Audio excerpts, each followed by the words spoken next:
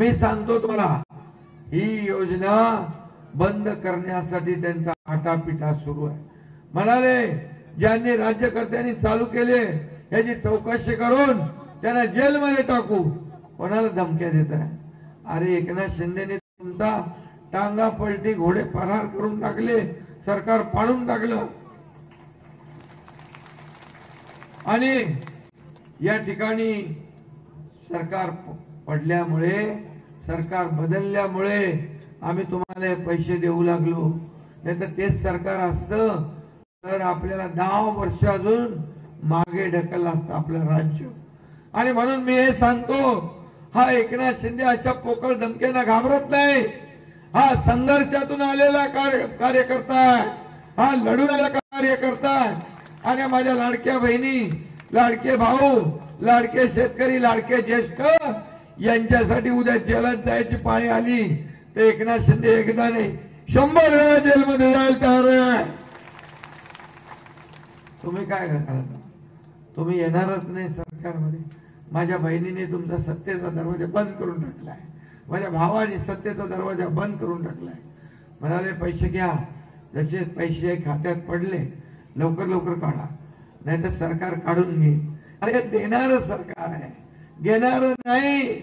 ही देना bank लेना bank नाही।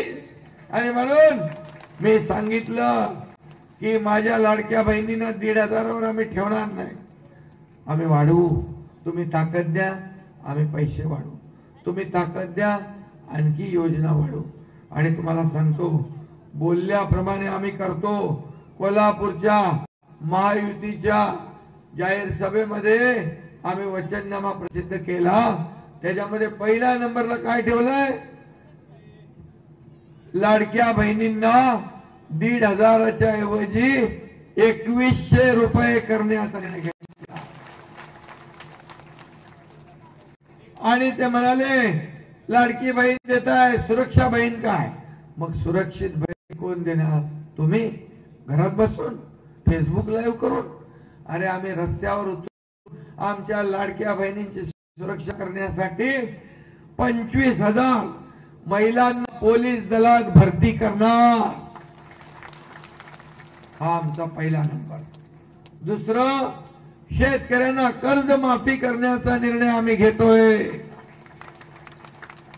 शेतकरी सन्मान योजना जी 12,000 मिळते ना, 6,000 मोदी साहेबांची, 6,000 आपली, त्या 12,000ची आता मी 15,000 रुपये करतोय। या राज्यामध्ये एकही माणूस भुकेला उपाशी राहता कामा नये म्हणून आम्ही प्रत्येकाला अन्न, वस्त्र, निवारा, रोटी, कपडा, मकान देण्याचा निर्णय घेतला। हा ऐतिहासिक निर्णय आहे। वृद्धांना, ज्येष्ठ जे लोक आहेत, ताई तो बोलली ना,